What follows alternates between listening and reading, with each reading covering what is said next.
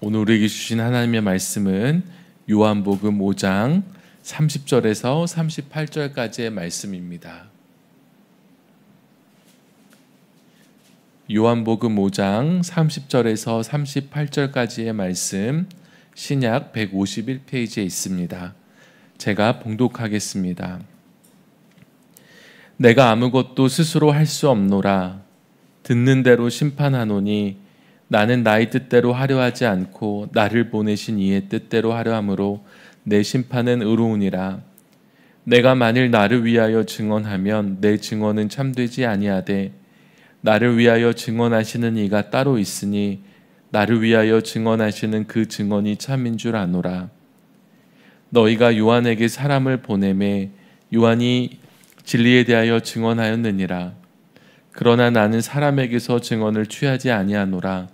다만 이 말을 하는 것은 너희로 구원을 받게 하려 함이니라. 요한은 켜서 비추이는 등불이라.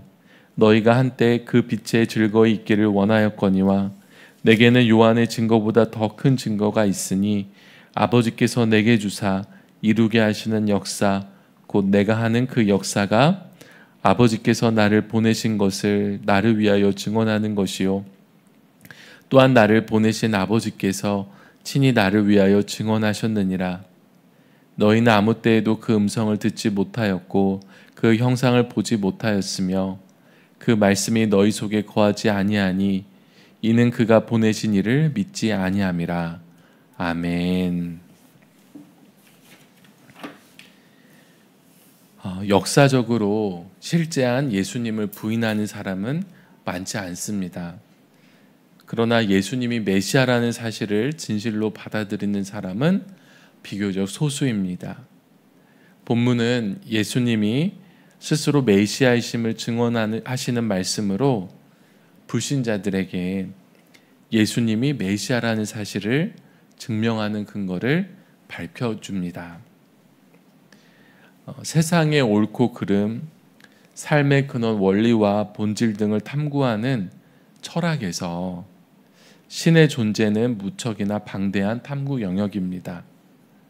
고대로부터 신의 존재를 증명하기 위해 여러 방법이 제시되어 왔습니다.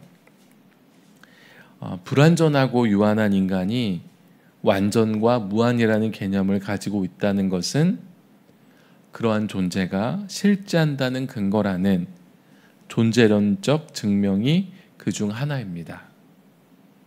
또 이 땅의 모든 것이 원인과 결과로 이루어져 있는데 그것을 거슬러 올라가면 제1원인이 있고 그것이 신이라는 제1원인론도 있습니다. 그러나 이러한 철학적 증명조차 후에 나온 철학적 반론으로 인해 신이 존재한다는 견고한 증명이 되지는 못했습니다. 철학이 증언해 주지 못하지만 예수님이 증언해 주십니다.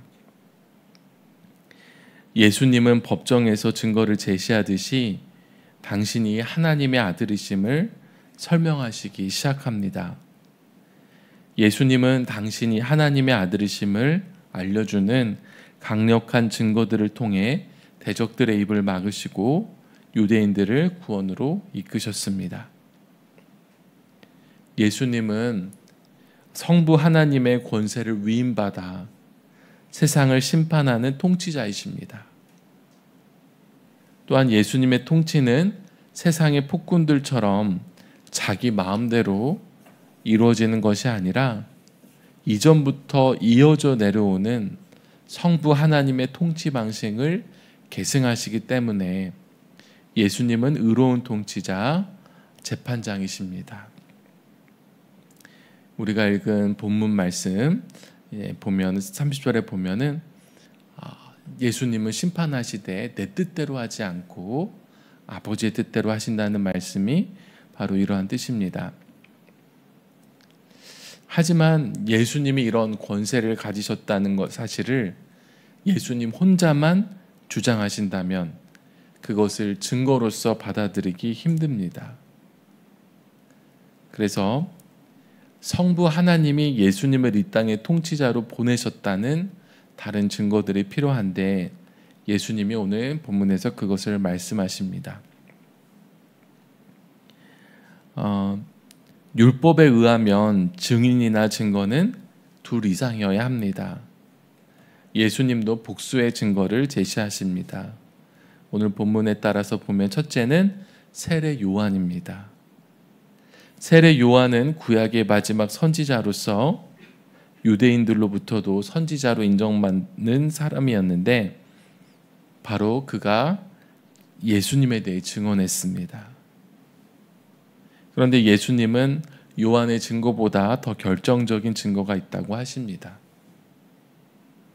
다만 유대인들이 요한을 선지자로 알고 그의 가르침을 즐거워하며 그 안에 머물기를 원했기에 혹 그를 통해 예수님을 믿고 구원 얻을 자가 있기를 바라셨습니다. 유대인들은 모두 세례 요한을 선지자로 알고 따랐으면서도 예수님에 대한 증언에는 귀를 막기도 했습니다.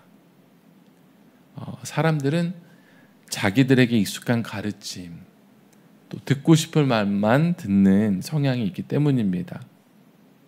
그러나 그 완고한 태도를 버리고 진리를 깨닫지 않으면 안 됩니다. 세례 요한보다 강력한 증거는 과연 무엇인가? 예수님께서 행하신 역사와 표적입니다. 그 표적들은 모두 예수님이 하나님의 권세를 이어받으신 분임을 알려줍니다. 또 성부 하나님께서 친히 예수님을 증언하셨다고 또 말씀하십니다. 하나님의 증언은 세례 요한이 듣고 자신을 따르는 자들에게 전달했습니다. 하지만 유대인들은 그것을 믿지 않았습니다. 이에 예수님은 그들이 하나님의 증언을 듣지 못하고 하나님의 형상을 보지도 못하며 그 말씀이 그들 안에 없다고 질타하셨습니다. 이제 38절에 믿지 아니하였다는 그 말씀이 바로 이러한 뜻입니다. 유대인들은 마치 애굽의 바로와도 같이 눈앞에서 수많은 이적이 일어나고 있음에도 불구하고 예수님이 하나님의 아들이심을 믿지 않았고 그로 인해 멸망을 피할 수 없게 되었습니다. 예수님이 하나님의 아들, 유일한 구원자라는 사실은 그 누구도 부인할 수 없는 진리입니다. 예수님은 이 땅에 오셔서 인간이 결코 행할 수 없는 놀라운 이적을 행하셨습니다. 예수님의 대적들도 그것을 인정할 수밖에 없었습니다.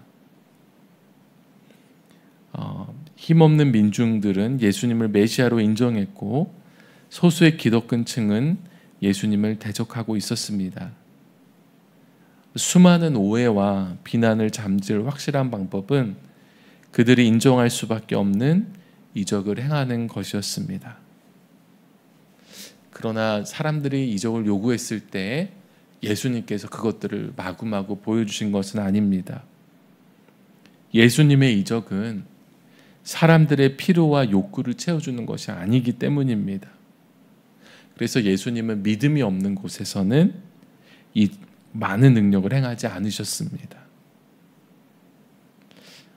예수님은 당신의 메시아 되심을 사람들에게 인정받으려 하지 않았습니다. 그리고 담대히 진리를 선포하셨습니다. 오늘날 복음은 예수님이 우리의 메시아 되신다는 본질보다는 기복적, 세속적 가르침으로 변질되어 전달되는 경우가 있습니다. 성도는 사람들의 필요와 입맛에 맞춘 듣기 좋은 이야기가 아니라 참된 복음을 듣고 전해야 합니다. 거짓되고 마음이 완악해서 들을 기가 없는 사람에게는 예수님이 메시아라는 복음의 메시지가 거짓말처럼 들립니다. 믿지 않는 사람들의 마음은 그 어떤 논리적인 말이나 과학적, 합리적 방법으로도 열리지 않습니다. 예수님은 수많은 이적을 행하셨지만 복음의 적대적인 이들은 그분을 인정하지 않았습니다. 그래서 예수님은 사람들에게 자기 자신을 증명하기 위해 애쓰지 않으셨습니다. 다만 예수님의 말씀을 듣고 그 행사를 보며 깊은 영적 의미를 깨닫는 사람은 예수님이 메시아라는 사실을 깨달을 수 있습니다. 성도는 말씀이 육신이 되신 예수님을 마음의 왕자의 구주로 모신 사람입니다. 따라서 성도는 주의 말씀을 살아내는 삶입니다. 복음은 말과 입으로 전파되는 것이기도 하지만 성도의 향기 나는 삶으로 증명됩니다. 오늘 그렇게 오늘 하루의 삶도 예수님을 증언하는 삶이 되기를 바랍니다. 어떤 이들은 예수님이 하나님의 아들이심을 증명하는 것이 왜 그렇게 중요하냐고 물을지도 모릅니다. 하지만 초대교회 성도들은 이 복음을 위해서 목숨을 걸어야 했습니다. 오늘 본문은 예수님의 말씀을 통해서 복음이 목숨을 걸 만한 가치가 있는 진리임을 말씀합니다. 우리는 이 진리의 수호자가 되어야 합니다. 세상의 완고한 불신자들 앞에서 이 증거들을 제시하며 담대히 복음을 전할 수 있기를 소망합니다. 기도하겠습니다.